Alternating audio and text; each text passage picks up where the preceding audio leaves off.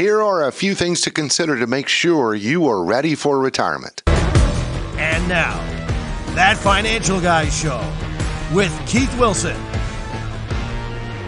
You know, when you go on vacation, you usually put a list together of things you got to do. Like, I got to book the hotel, I got to book a flight or the cruise ship, and put together a list of items that you want to bring with you. So just like going on vacation, planning for retirement, to make sure you're ready for retirement, you should put together a checklist. So here are a few things to consider to make sure you are ready for retirement. But before we get into that, my name is Keith Wilson.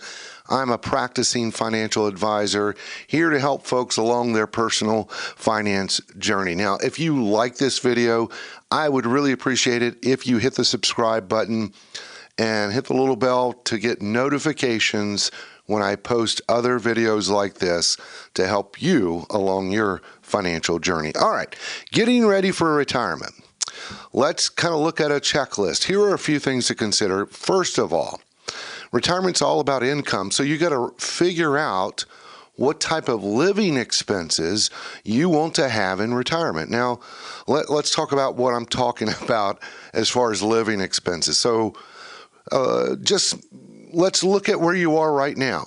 Your net pay on your paycheck after they deduct for taxes and maybe contributions and health insurance and things like that. What you take home. Now, also back out any debt payments that you have. You know, the mortgage payment, the credit card payment, car loan payment, student loan, or whatever. We want to know what it takes for you to live on. That's called your living expenses. So once you've got that figure, then we can work off of that going into retirement. So very important to know, what do you want to live on while you're in retirement? Second, I would say, as you get closer to retirement, I would say really about 5 years before, start putting money aside in cash. Maybe you've got a 401k or a retirement account, investment account. Instead of it all being invested, set aside 2 years worth of those living expenses that we just determined that you need. Why you need to do this?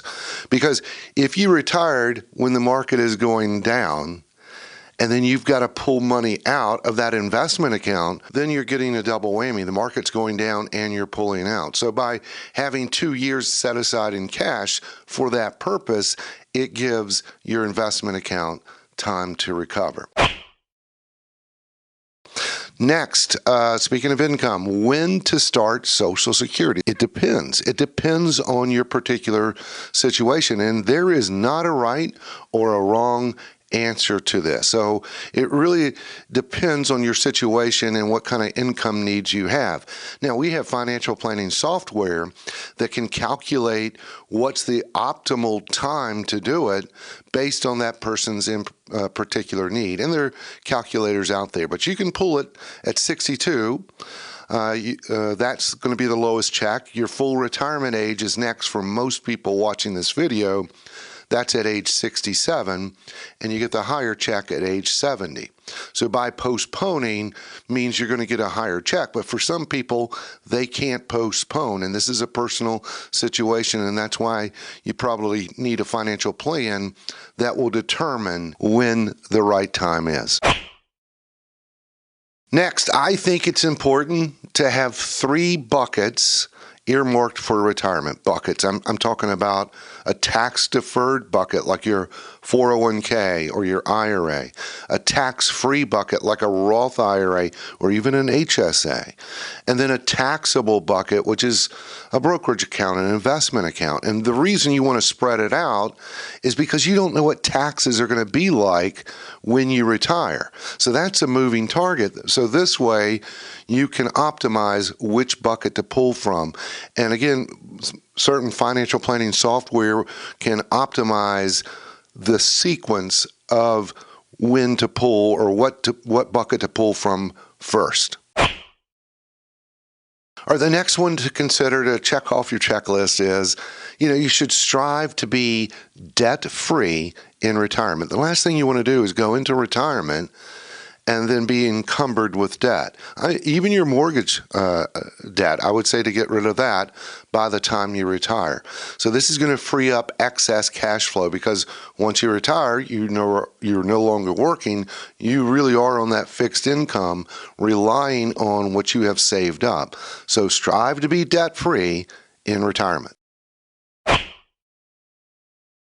Another one to check off your checklist when you're planning for retirement, making sure you're ready for retirement, is you got to consider health insurance. So if you retire at 65 or later, that's somewhat easy because you're going to go on Medicare. That's Medicare is the government program for people age 65 or older or certain disabilities, but for most people, it's when you turn 65. However, what if you retire before 65? Then you're going to have to look, is your employer going to still offer that health insurance to you after you retire? Or are you going to have to go through an 18-month period of COBRA, which is continuing that insurance? If not, then you've lost insurance. Then we've got to go out and look through the marketplace. What is out there for individual health insurance? And it can be expensive. You just need something to carry you through to age 65 once you're on Medicare. Speaking of Medicare, it's not too soon to start learning about that and planning for that.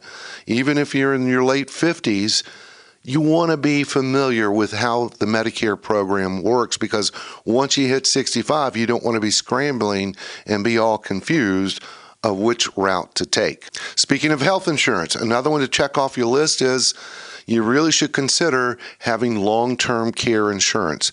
Long-term care costs could very well be the most healthcare costs you're going to go through in retirement. I'm talking about if you go to a nursing home, assisted living, or in-home care. So there is insurance out there called long-term care insurance that covers those items.